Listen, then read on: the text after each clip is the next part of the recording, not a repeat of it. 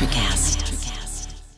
Why wait to see if you'll get something you like this Valentine's Day when you can go to BlueNile.com and find something you'll love? Whether you're looking to treat yourself to a little winter sparkle or show a galentine how much you appreciate them, Blue Nile offers a wide selection of high-quality designs, expert guidance, and free 30-day returns for the ultimate peace of mind. You can even design your own jewelry. Right now, save up to 50% at BlueNile.com. That's BlueNile.com.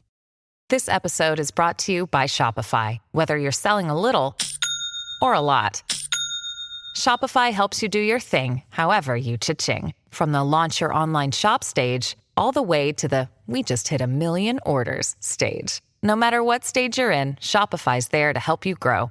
Sign up for a $1 per month trial period at shopify.com/special offer, all lowercase. That's shopify.com/special offer. On this episode of Missing the Point, now that the dust has settled from the Boston Celtics front office shakeup, we'll look to address Brad Stevens' first major move of the offseason as president of baseball operations, finding his replacement as head coach. We'll take a look at some of the top candidates and who has the best fit to take the helm of this young Celtics team. Jayson Tatum was left off the All-NBA team despite having some of the most prolific scoring showings throughout the NBA season. We'll discuss if the snub was justified. And also we'll check in on the remaining teams in the NBA playoffs and see which teams have the best chances of being named NBA champions. This is Missing the Point, episode 67. But it's all relative.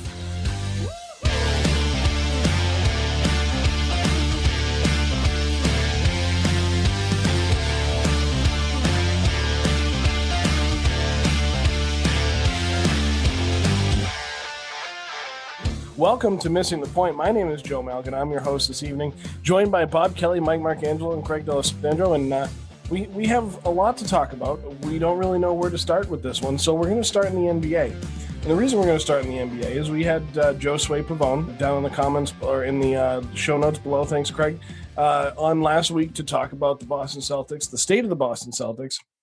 And now that we're more than a week removed from Danny Ainge stepping down and Brad Stevens taking over as president of basketball operations, the Boston Bruins are still without a head coach. Boston Celtics are still without a head coach. Something happened. The Bruins might be without a GM soon, but we'll get to that. Their head coach can stay for now. But in terms of the Celtics, and I guess the first thing we'll bring up is this billboard that's now on I-90 on the Mass Pike. That is, Bobby, you had it right there. If you want to read what the billboard says. Yeah, so specifically, it's right on the Mass Pike outside the Celtics practice facility. It's time to shake it up, hire Kara or Becky, which, I mean, I think that speaks for itself. Yeah, we talked about this, right? So we brought this up the last time. We reacted the day that all this happened and had this conversation of who's going to be the next head coach. And really, the second half of that show was us just geeking over who the next head coach of the Boston Celtics is going to be. And nothing really has happened yet. And here's my hot take. I think there's a chance that Brad Stevens is still the head coach of this team by the time the regular season starts. Yeah, I just all the reports coming out saying that he was burnt out of being the head coach, and I mean, there was a report in one of the big outlets over the last couple of weeks over the last couple of days, that he lost the locker room and he knows it, so he can't go back now. He can't. He has to do something to inspire change. And if you listen to that interview with Josue, what you'll hear is that the players were visibly shaken and upset when Kara Lawson left for Duke, right? And so you got to get her. I mean, I understand that she may have that commitment where she went there to win a ring. She recruited. Her season was stopped by COVID. I think she's like 4-1 as a head coach. But in reality, she was one of the people that was working with Marcus Smart to tweak his 3-point shooting. She also has commanded the respect of everyone in that locker room, which is, it feels like something that Brad lost. So in my opinion, you have to do something like that. And honestly, I'm over the whole, like, let's hire a woman. I think she's the most qualified. I don't care. It doesn't matter to me that she happens to also be a woman. I think now is the time to do something like this. And when you have someone that commands the respect of professional basketball players that have already been around the coach and that were sad when they left, you bring them back if you can, and that's what they need to do. We've seen it in sports at multiple levels, men's sports, women's sports, college level, professional level now. I mean, Pat Summitt is one of the best college coaches of all time. One of the best college coaches of all time.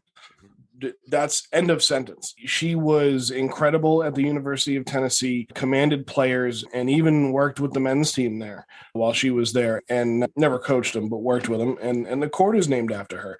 So when you say that Kara Lawson and Becky Hammond, the billboard says shake it up, which I like shake it up because it is different. But at the end of the day, you're absolutely right. They're both qualified to be the head coach of the Boston Celtics. They're both qualified to be the head coach of an NBA team. I think they're both great options.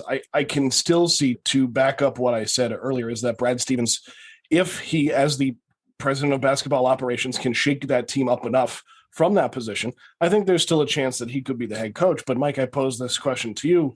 Could Danny Ainge have been part of the problem as to why he lost the locker room or he was burnt out? And to that end, I brought up Kyrie in the past. That move to me was still pretty transcendent in that locker room. And I don't think that helped the situation. Yeah, I mean, I think for Danny, right, if you want to go back to that Kyrie move, 11 times out of 10, when a player like Kyrie is available, you have to go get him. 100%. You just have to do it, and you let the chips fall where they may, right? And for us, it didn't work out the way that it should have, or the way that we hoped that it would have. I think if you look at the team that was constructed around Kyrie when he first got here with Gordon Hayward, that was a team that on paper could compete with anybody in the NBA at that given time, right? So kudos to Danny for putting that together. And not to mention, one of the things that we were really talking about this year was the lack of a bench presence. If you really think about it, that bench got them to the Eastern Conference Finals that year. Sure. So Danny did everything that he needed to do that year to put a winning team together and to back up, or just to recall something that I had said a couple of weeks ago. I think both Danny and Brad were fired. Danny wasn't owed that much more money left. Brad was, so they did what they had to do. But I think the original point, and I know Bobby wants to chime in too, I think now is the time to do something. And whether that something is a Becky Hammond, a Kara Lawson, a Sam Cassell, it's something that will fundamentally change the way that the players react to the head coach. Yeah, no, I completely agree with that. That, like, when it comes to Brad Stevens, there's no way he can be back in the head coaching chair next year. I get what you're saying. I do think it's a possibility a few years down the road. Either he comes back to the Celtics as a head coach or is somewhere else as a head coach. But you can't put him back in the head coaching chair next year. To make that big of a move at this time, directly after the season ended, to dismiss him as head coach and put him as the president, then just to put him back, it would be like backtracking all over again. It would put you back a couple of spots than where you just were. When it comes to Kara Lawson, I think she's the best head coach possible. Well, when you think about this group of guys, it's such a young group when it comes to how they see the world. You know what I mean? Like, you think about this generation right now, the way they see everything. If there's ever a time to put a woman as head coach, it's a group like this, because they don't see it as putting a woman as a head coach. They see it as a basketball mind who's going to come in here and command the respect of that locker room. Which is great in an NBA locker room, to throw it in there, which is great in an NBA locker room because we know all the stigmas and the stereotypes of an NBA team, of an NBA player, NBA locker room. And that is exactly what it is. And I think, I hope the players, I just don't like when players mutiny, no matter what level it's at. And I don't think that happened here in terms of relieving Brad, or I disagree with you wholeheartedly, Mike, that I don't think they were fired. I think maybe one of them was, maybe it was Danny, but that different conversation. Well, there's a difference between a mutiny and losing the locker room. So I completely agree there. I don't think. I mean a mutiny in the sense that I don't want them to be like, I'm not going to play if Kara Lawson's not hired, kind of thing. That's more what I'm saying. Or in the terms of, like, we're not going to play for Brad anymore. I saw that at the college level, not me personally, but I've actually seen it multiple times, including with a school in Massachusetts this year, where the players refused to play for a coach. And it ultimately, and this wasn't basketball, and it ultimately ended up in the coach being relieved of his duties. Now, Was it the right decision? Probably. The program wasn't moving in the right direction. But that kind of stuff is stuff that I don't like to see. You still have to control that room. But if a guy like Marcus Smart, and this brings up another question. If a guy like Marcus Smart is saying, hey, Kara would be great. Like, can Brad, can we go get her? We loved her when she was here. We played well when she was here. I may do that if I'm Brad Stevens, partly because that could keep Marcus Smart around and make him better. That's a whole different topic. If we're talking about keeping Marcus Smart around, then we're opening up a whole different can of worms. But I also think that it comes to a point, too, where Brad knows Kara Lawson knows his system. Because like we just said, she's been here as assistant coach. She's done camp with them. She knows how to motivate these guys and get them to buy into this system. Right. So I think that has a lot to go along with it, too. The only thing that makes me think might not be her is, I don't know if you guys saw this report this week, but they said the biggest thing that they're looking for is head coaching experience. The only experience she has is at Duke in that shortened season. So that goes against her, where I think that they could be looking at a guy like Nate McMillan, who's coached a long time in the NBA.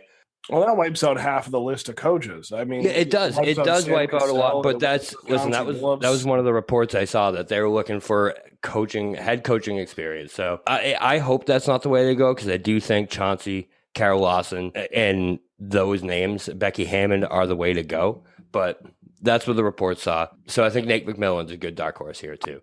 It would be a mistake for them to go after someone that has NBA coaching experience just to go after someone that has NBA coaching experience. You now have a president of basketball operations who has 9 years of NBA coaching experience with the team that he is now the president of basketball operations. Well, to that point, though, Joe, to the team that he's the president of the basketball operations for, that he has zero experience of being the president of the basketball operations for. Yeah, but see, here, this is where the college game is going to come in for him, because when he was at Butler, that's who runs the show. When you're the head coach of a program that's that big, you're basically the president. I mean, he knew every single person that he recruited, that he brought in, and that's the experience he has. And I actually think that can almost be more valuable, especially at the level that he did it, where he really had to go out and get kids to want to come to Butler that would go to otherwise bigger programs, sometimes not necessarily, but otherwise bigger programs. And it's kind of the same problem that we have here in Boston. Free agents don't want to sign here. It's not a destination city. So I think that experience for Brad will come into play. Now, you're absolutely right. Does he have experience as a president of basketball operations? No, but it's like on a job application when it says, oh, we want you to have 5 years of experience. It's like, well, you're not always going to get that. And sometimes the best thing to do is get somebody that you can mold and put into your spot that you want to be what you want it to be. And I have another point. I'll let you guys jump on that, but I have another point about Brad being moved to basketball operations. Can we just agree on one thing, that the coach that does come in here needs to be in a completely different mold than Brad Stevens. It cannot be this basketball mind, this strategist type guy drawing up the play, chalkboard type. It has to be someone who's going to really put some emotion into this club. And that's why the top 4 names we bring up are perfect. Right. Exactly. I completely agree. And that's why those guys are those top candidates. But like, what it comes down to is, like, we definitely need a change of voice in here. And those 4, we keep saying guys, those 4 coaching candidates, guys. I know I do. Those 4 coaching candidates are what personify that. And I love the direction they're going. I will be very disappointed if we end up with a Nate McMillan or someone like that, because like you just said, man, we need change in here. Mike, I want to pose this question to you regarding Brad Stevens. With him leaving the coaching role after there were the rumors of him going to Indiana, and them wanting a head coach that has head coaching experience already, so not necessarily somebody that needs to be groomed. Is this a short-term position for Brad Stevens, and is there a chance that he goes back to the college level within the next 5 years? Yeah, I think so. It's an interesting question, because I think that both answers that I'm about to give could be validated. I think if there's initial success, that this could turn into a more of a long-term role right? Like if the personnel that he brings in along with the coach, if they mesh well, if they 82 game season next year, let's say that they win 50 games, they make a big push. Maybe they even get to the finals. I think if they get to the finals, Brad would want to be here to stay. However, if you see another 7, 8, 6 seed kind of finish again next year, I don't think he's long for this role because he's young. He has this moniker or this mystique around him as being a really great head coach that NBA coaches really love. They fear. That commands respect not only in the NBA but in the NCAA. So I don't see why, if you're him, you would stay to be mediocre when you can go somewhere else to be paid exponentially more and literally control, like as you said, Joe, the entire thing. Not only the recruiting but the plays that are run on the court. Yeah, when you have the opportunity to run the entire program, that's where a guy like Brad Stevens wants to be. And mentioned it the last time we talked about this a couple weeks ago, is that Brad Stevens is 44 years old, the same age that Danny Ainge was when he took over as the president of basketball operations for the Celtics. And the more I think about it and the more I talk about it, there's kind of an ominous cloud over this entire situation. Is there not? You look at this situation with the head coach. They have 4 great options if they want any one of them. Or maybe not Carol Lawson. Maybe she wants to stay at Duke. Fine. Maybe not Becky Hammond. Maybe she wants to take over for Pop in San Antonio. Fine. But I think you could go out and get Sam Cassell and Chauncey Billups in a heartbeat. But if you don't go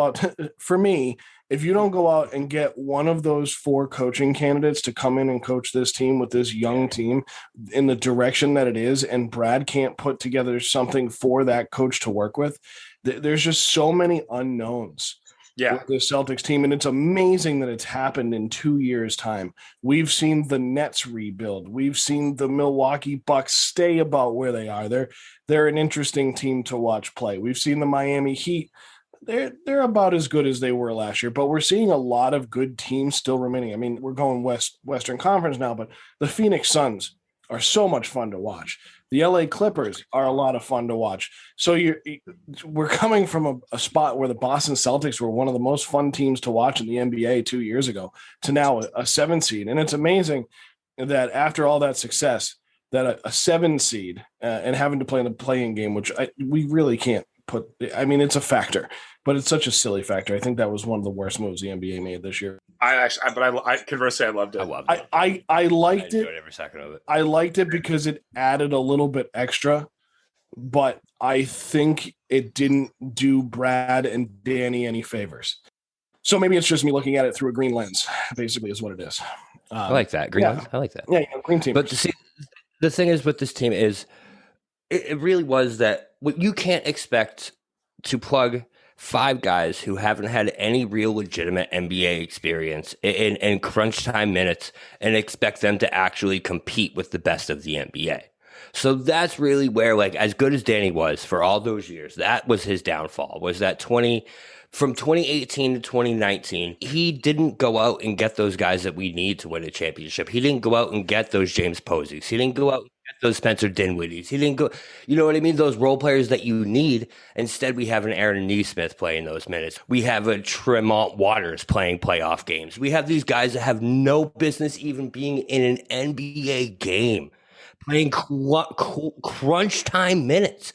That's Bobby. I don't mean to cut you off. I sincerely do not mean to do that. But would you rather have role players that you fill in every year, like different role players, or would you rather groom a player like a Naismith to be that guy? And if you do that, don't you have to play him in these minutes now to make sure that he is the guy that you want him to be in a year or two? Yeah, absolutely. But at the same time, you can't just rely on them. You know what I mean? That's the thing, is like, we were relying on these guys for the minutes. What it comes down to is, like, yes, you want to get them those crunch time minutes, but you can't rely on a rookie in a crunch time. Like, think about it this way. Tyler Herro last year, yes, he was very important for the Heat. He killed us. Killed us. Did they need him? No, they didn't need him.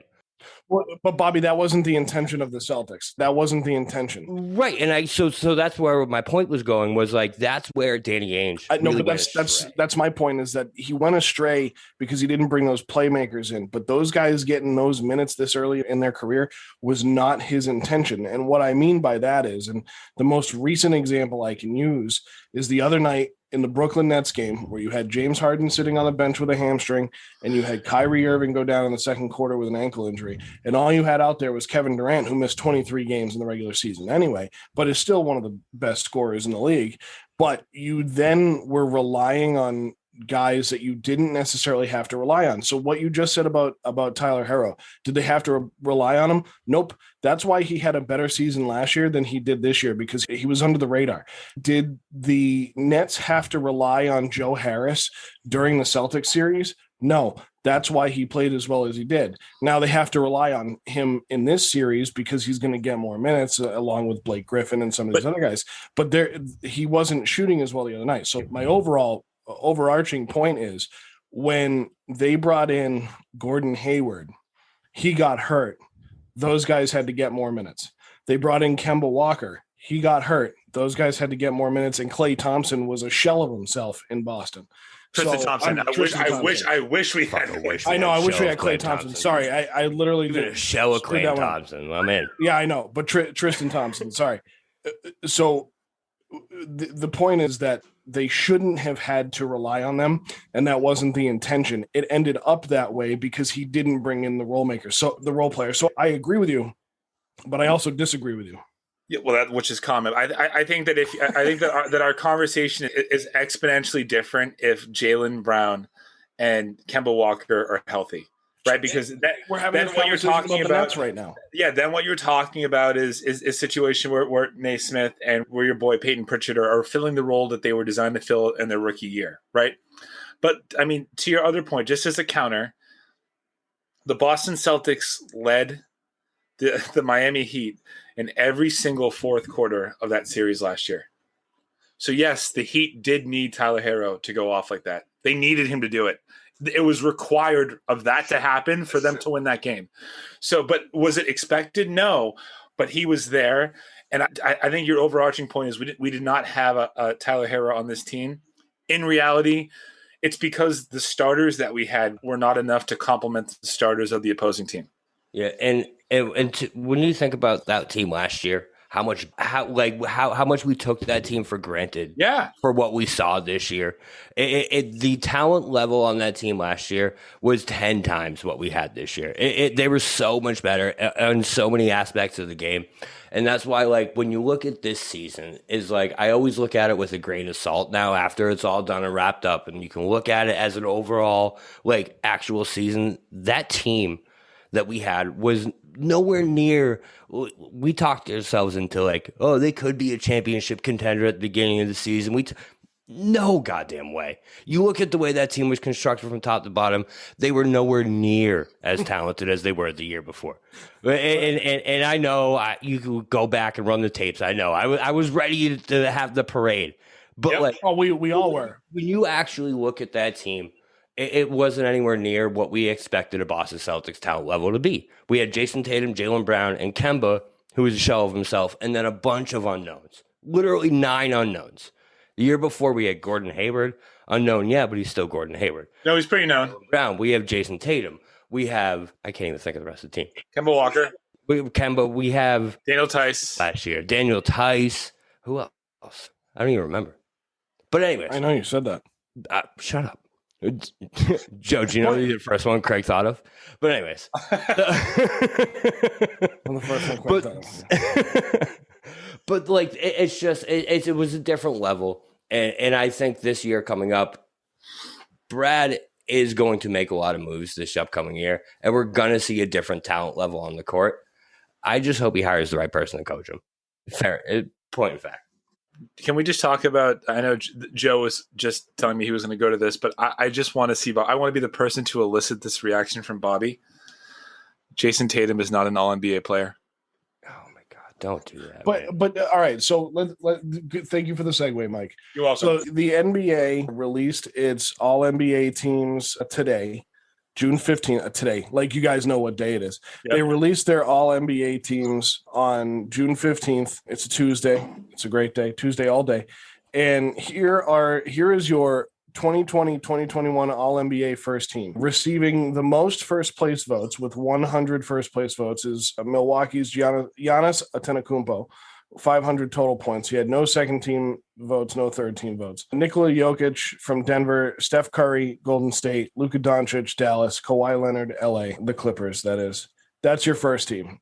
Your second team, Damian Lillard, Joel Embiid, Chris Paul, Julius Randle, and LeBron James.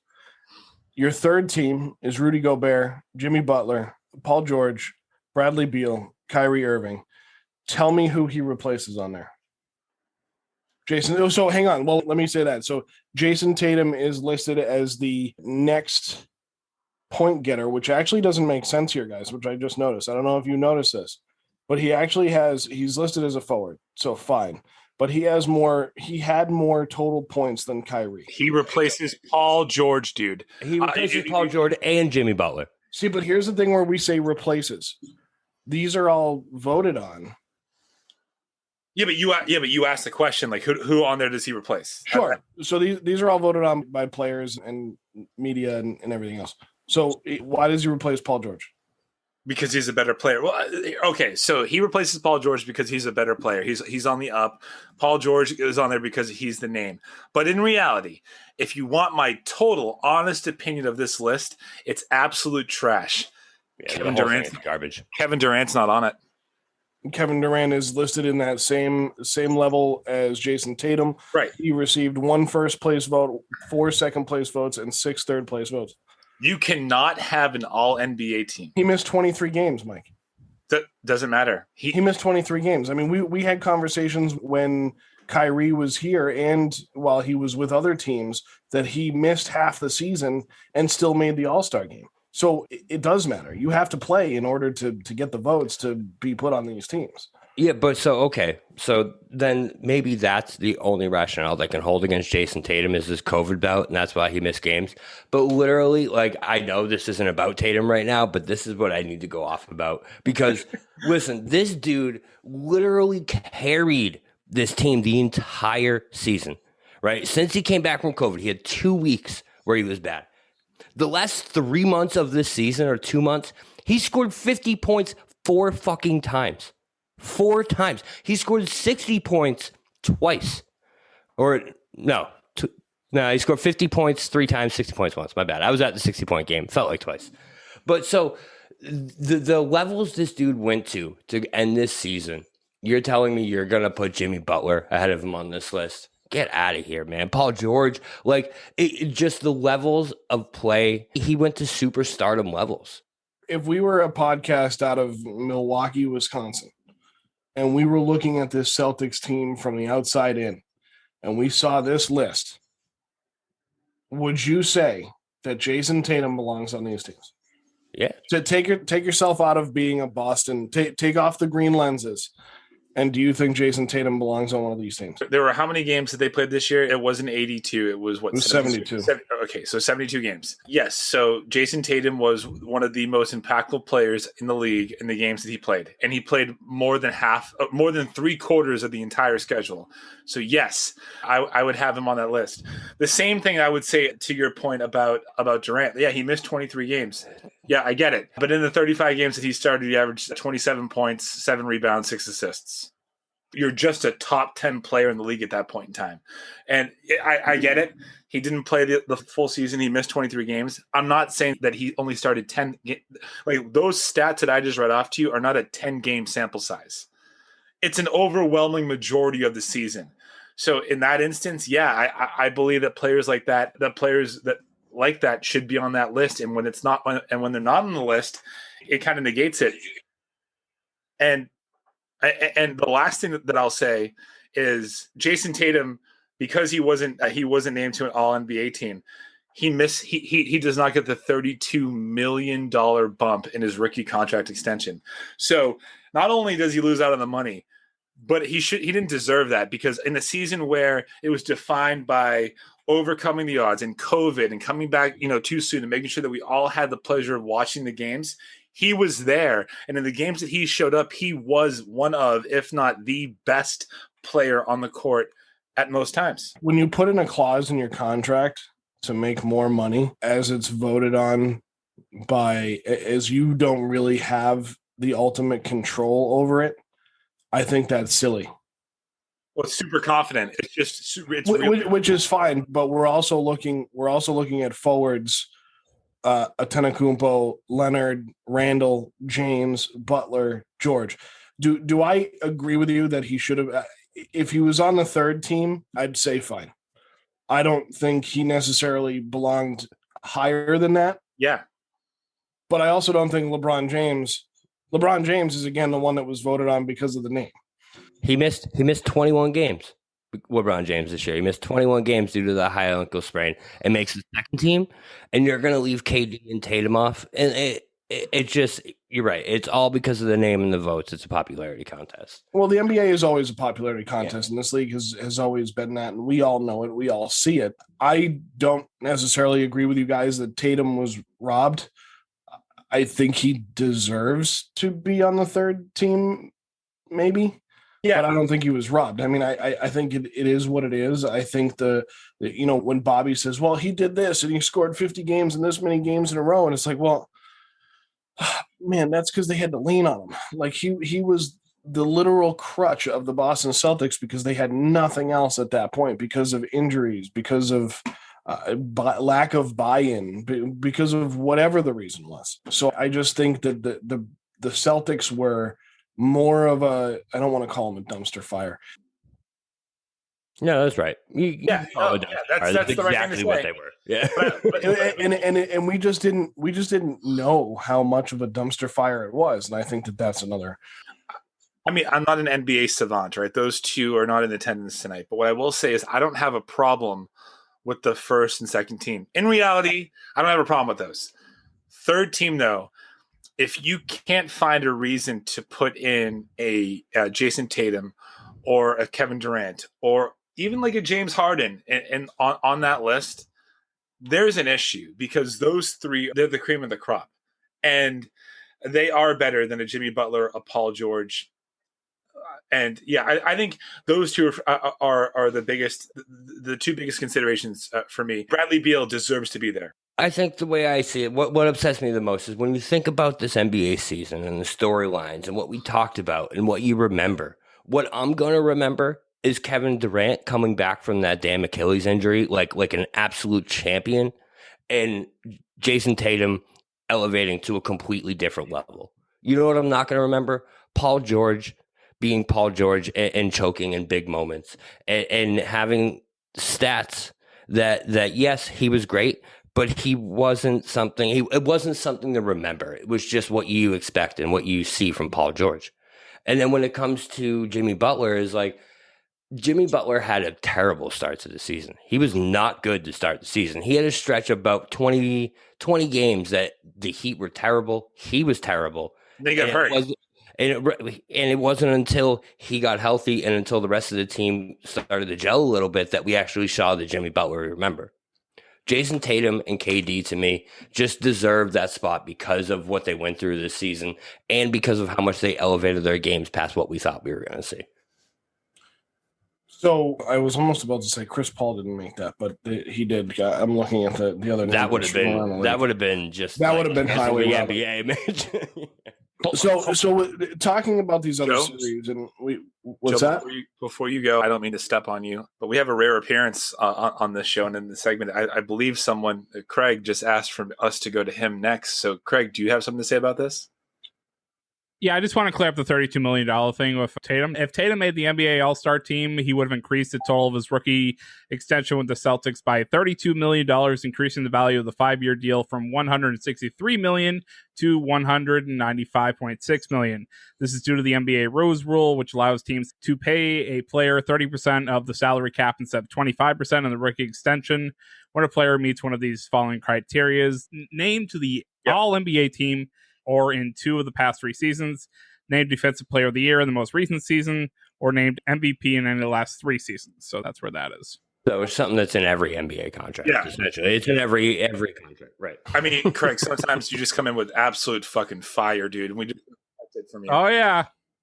Nothing but heat from the EP. Nothing but heat. Well, speaking of the Heat, we're going to talk about the Brooklyn Nets next. Actually, you know what? Let's talk about the Brooklyn Nets, because this has been a story that now, of course, that the Boston Celtics are out of the playoffs. The focus of many Boston Celtics fans has now put their focus on Brooklyn, New York, where the Brooklyn Nets are, I wanted to call them the New Jersey Nets, but they're in Brooklyn. That's definitely New York. The Brooklyn Nets are tied with the Milwaukee Bucks in their best of 7 series going into Game 5, which is on Tuesday, June 15th. So when this comes out, one team will have a 3-2 lead over the other. In Game 4, the Milwaukee Bucks effectively blew out the Nets. I mean, they won going away. Kyrie Irving gets hurt in the second quarter. Giannis scores 34. And this series has been very back and forth. It's kind of been the Kevin Durant, Giannis Antetokounmpo, Chris Middleton series. We've seen James Harden out with an hamstring injury. Then we saw Kyrie go down with the ankle the other night. And now the big conversation that we've been having among us is a conversation that I think, again, a lot of Celtics fans are having is, will Milwaukee pull this series out now that there's effectively 2 guys on the shelf? James Harden is apparently going to play, or is apparently playing in Game 5, which, fine, he is still a little busted. It sounds like they're making him play because they need someone other than Kevin Durant. The question here is, do you want to see the Nets lose, and do you think that they will lose this series to Milwaukee? Yes, of course. As a Boston Celtics fan, I want to see the Nets lose. I want to see Kyrie eat absolute garbage, right? For stomping unlucky, all that. I don't wish him injury. I think some of us have talked about that before. Is it karma? Might be. But I didn't wish for it. But the 2 things that I'm going to say that will maybe provide some context into how the Milwaukee Bucks can stay in the series, right? So just allow me a couple of seconds here. These are the 2 reasons why I think that Milwaukee could still be in this. Chris Middleton got off to a really terrible start in the series, averaging like 15 points a game on 30% shooting, including 23% from three-point range in the first 2 games. However, over the past 2 games, Middleton has averaged 27 points on 48% shooting, including 43% from 3 points, while playing 43 minutes a game. So he's heating up. Rayshawn said before this season started, if Middleton's on the on the floor, and he's giving you 25 to 30 a game, then you got a problem, right? Because you have Giannis and Middleton that are going to account for about 60 points. The second thing I'm going to say is that Milwaukee shot 34% in their Game 4 win. That's still 5 points below their season average. They averaged about 39% shooting from the field this year. So if they get exponentially better, and oh, by the way, in Game 4, 43 of their 47 three-point attempts, they were wide open. So if they just get better at hitting those shots, and the Nets, who are terrible at defense, continue playing their game, I think Brooklyn has a problem. Now, disclaimer, this take only holds up if Harden is a one-legged Harden, and if Kyrie is a one-legged Kyrie, or that's not playing. To add on to what you just said of why Milwaukee does have a chance here is because so you add in the 2 injuries combined with the fact that Milwaukee has actually found for the first time in the history of the NBA, since Kevin Durant has entered the NBA, a Kevin Durant stopper in PJ Tucker. Listen, this dude has been an absolute shadow. Joe, you said it earlier in the Slack, like they know each other, so maybe that's why. But since PJ Tucker has started covering Durant whenever he's on the floor, Durant is 20 for 53 from the field, which is 37%, which is about, I believe, 15% below Durant's career average from the field. So to have that kind of impact on such a star player, it is just astronomical defensive impact. You add that with the fact that the other two star players for the Nets are out. Now you've canceled out all 3 players from this big three. And that's why Milwaukee does have a chance.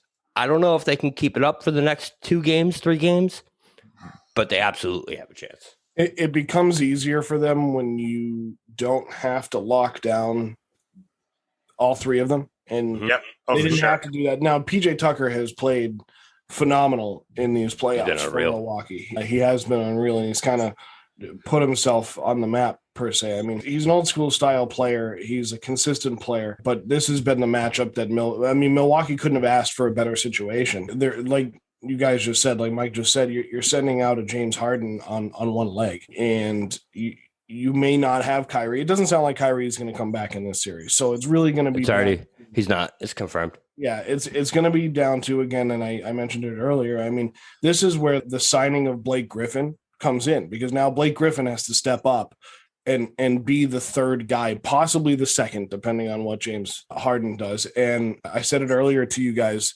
this is a lot about Kevin Durant's legacy. Oh, yeah. But it also will show what Steve Nash can do as a head coach, an unproven head coach, right? We just talked about this with the Celtics. The Celtics want a coach with head coaching experience. Well, the Nets have a coach that doesn't have head coaching experience before taking over for the, I almost said it again, New Jersey Nets, for the Brooklyn Nets. And here they are. So show us what you can do, because this Milwaukee team, it's really interesting when you actually look at this roster. While there's a lot of really good players, it is kind of a lot of misfit toys as well. You have Giannis, sure. You have Chris Middleton, sure. Drew Holiday, yep. Brooke Lopez, been around for a long time. You have PJ Tucker, Pat Connaughton, and over Massachusetts' own Pat Connaughton. You have Bobby Portis. I mean, you have guys that are able to play the game well. It's just not pretty to watch. But if Milwaukee can shut down Durant, like Bobby just said, I think it's going to go 7, but I really think Milwaukee can pull this out and knock the Nets out, which would be a shock to the NBA. Yeah, I completely agree. It'd be an absolute shock. But at the same time, is like, I think, so 2 things. First, Steve Nash is, to me, no matter what happens in this series, he's been a success as an NBA head coach. He's been unbelievable this year. Yeah, the way he's handled everything with the stars being out, with the Kyrie situation, with just everything, how it's unfolded, I really think Steve Nash has been above and beyond what we could have expected of him. But to go to the Bucks, I think a lot of people are underestimating who this team actually is, because if you remember last year, it was an absolute travesty that this team didn't get to the NBA Finals. So now I do think that they're relishing in this underdog role that they're in with the Nets. And also I think that, we talk about KD's legacy a lot. I think this series is going to show a lot about Giannis's legacy too when we look back on it, because if he can't get past this beat up Nets team with a healthy Bucks team as constructed with Giroux, they went out and got Giroux for him. They kept Middleton.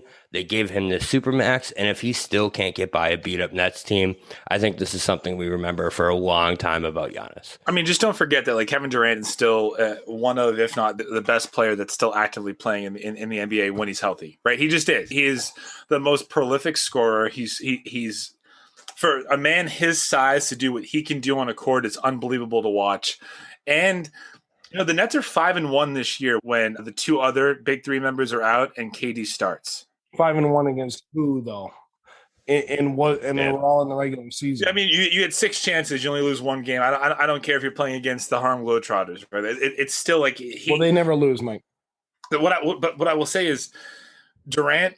I think Durant's legacy is more on the line in this series than Giannis's is, right? Because at the end of the day, you could still make the argument that, yeah, if the Nets win, that Giannis didn't capitalize on the fact that 2 of the stars were hurt. Sure, but that was after 3.5 games. Yeah, and Durant's been around for 13 years, and I said it to you guys already. Like, if he can go out and win this series as the guy, for what it's worth, I'm a nobody in this situation, but he will then have proven to me that he is who everyone expected. Just this series, not even an NBA championship, just this series will cement for me his career and his legacy and completely validate the 2 rings that he won with Golden State, which we've talked about. And, okay, he's ring chasing. Fine. I mean, he found an opportunity and went and took it. He can cement his legacy in this series. He cannot ruin his legacy in this series. Well, but what is it? Okay, so to that point, right? What is his legacy to you right now? A guy that is one of the best players in the NBA, but cannot be the guy on a team. Yeah, sure. Okay, so losing in this series won't hurt that. But it will prove it, right? It'll go one step further to proving it. Right now, I think the consensus out there is that he can't, like, he's never been the guy on a team. He's been a guy on the team. Right. So Sure. now is his chance to do something about it.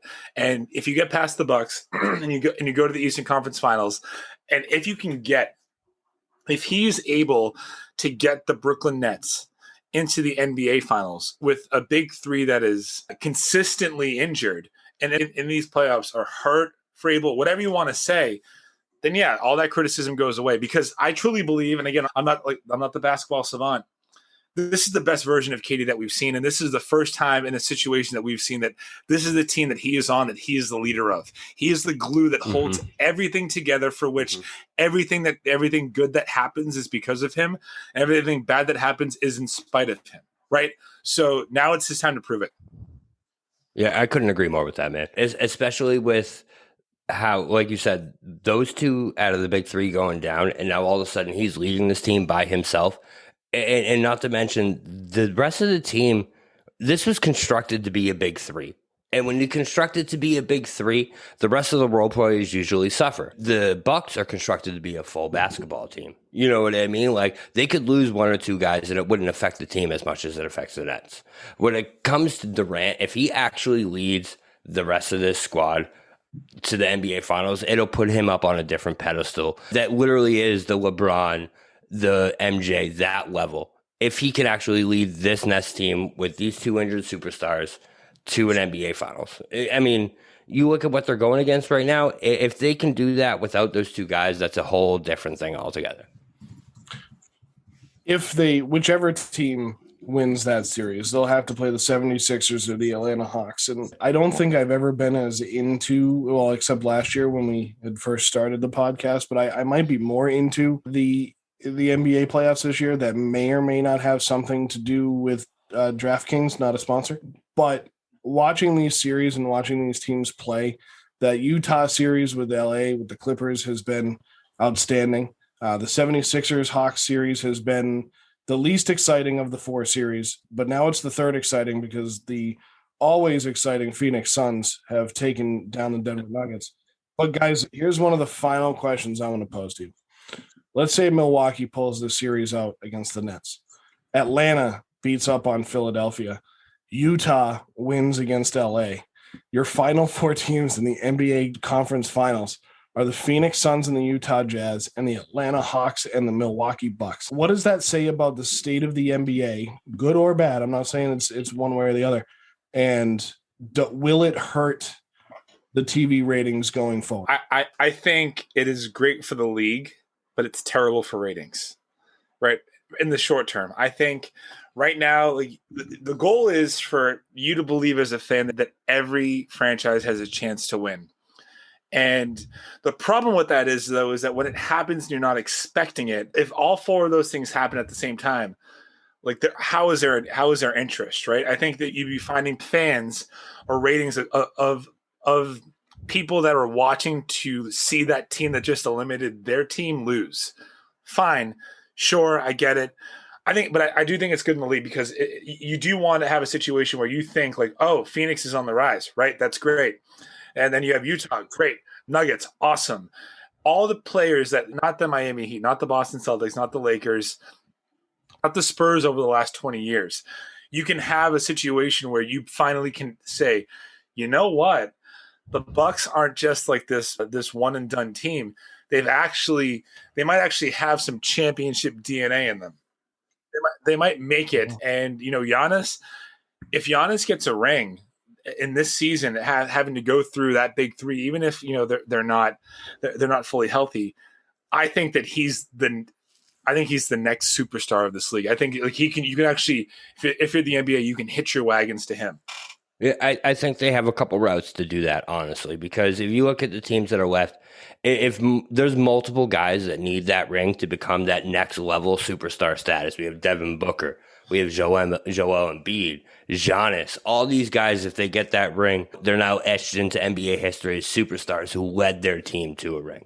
So I think the NBA has a lot of growth potential based off those 4 teams that you just mentioned. I also think that they have a lot of potential to be absolutely screwed based off those 4 Short teams. term, yeah. Short term, right. Especially because NBA ratings are already down. Yeah.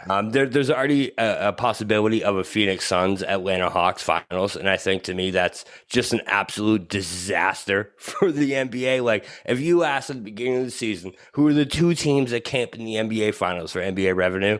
It'd be the Atlanta Hawks versus. But I mean, it would turn out that those games that you would watch would probably be the best games to watch. They'd be so fun. Those 2 games would be so fun. And it would be like, oh well, those games are great, but if nobody watched them, did they actually happen? Yes, I promise they did, and we won't ban those in a future show. I promise. But I think to see a team like the Phoenix Suns, who were undefeated in the bubble last year but still missed out on the playoffs, make the NBA Finals and maybe win it with Chris Paul. Right? Yeah, that entire narrative, story, man. That's a story. The guy couldn't be the guy on the team to win it, but he happened to be next to the guy. And after all of these years, that's something. My hot take, Joe, I know that you asked a question that we've expounded upon. I do really apologize. Go ahead. My pick, my hope. I truly hope that the Los Angeles Clippers win the NBA championship the year after Doc Rivers left with the team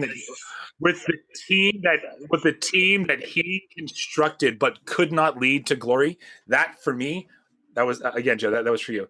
That would validate every conversation moving forward with Rayshawn about Doc. Okay, so before we dig into that, all right. So to expound even further on what you said earlier, Joe. I really do think the ultimate goal, though, for the NBA is to end up with 2 teams in the NBA Finals that are healthy and play good basketball. Because the storyline so far this entire season, right, the entire season has been all these superstar injuries. It's almost every single week it's another person going down with an injury. So that, to me, no matter who's in there, I don't think they care. As long as it's not affected by injury, I think that's the ultimate goal for the NBA when it comes down to it. Because they want this season to be a success, and they don't ever want it to be looked back upon as that season that was because of injury. We already had the bubble season. They don't want to have another one that's quoted by as like, oh, well, that was the year LeBron went down, and that was the year that Kyrie went down. And that to me, I think is the ultimate goal. It is pretty amazing that we have a season where we see Kyrie and James Harden going down. We have Russell Westbrook missing the playoffs, but we have a healthy Paul George and a healthy Chris Paul. What the hell is happening? what a year 2021 is. It has been a fun season, and I think when it comes down to it, I agree with you, Bobby. I don't think it's going to matter which 2 teams make it as long as it's a good series, and it will be good for the NBA in the long run. And Mike, I thought you were going to go a different route with that because I didn't even think of the Doc Rivers narrative. For you, that fits your narrative. That fits your narrative perfectly.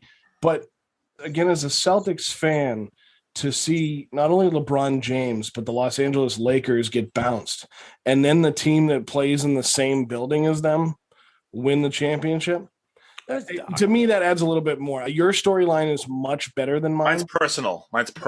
But yours is much better because it is kind of a Boston Celtics thing as well. It's between you and Ray. You guys can talk about it at your wedding. But I said sorry. Just had to throw that in there. It would be great, but I mean, Philadelphia is still in it. So, but it would be like shades of Tony Dungy and John Gruden. Gruden. Well, this has been a band of superstars here tonight. Though we talked basketball without our 2 big basketball guys, but that's okay. So we're gonna finish off this episode of Missing the Point right there. For Mike Marcangelo, the real BK Bob Kelly, as always, our executive producer Craig D'Alessandro. I am Joe Malkin. Thank you for joining us on Missing the Point. We'll talk to you next time. Welcome, explorers of the human experience. This is Let's Talk Soul, and I'm your host, Claudia Monticelli. We're not afraid of the great mysteries of existence here. Soul versus consciousness, we're on it. Spirituality versus science, we've got that covered too. Join us in navigating these profound topics with wisdom, curiosity, and a dash of audacity. Whether you're a spiritual veteran or just starting your journey, Let's Talk Soul is your passport to the unknown. Let's Talk Soul, diving into the depths of the human spirit. Subscribe now wherever you get your podcasts. If you're a working professional wondering what's next for your career, you've come to the right place. Whether you're looking for a promotion, growth, or a potential career transition, look no further. With over 30 years working in a variety of industries, I share my insider knowledge with those ready to get ahead on Career Advancement with Craig Ansell. Tune in to get your strategies for success.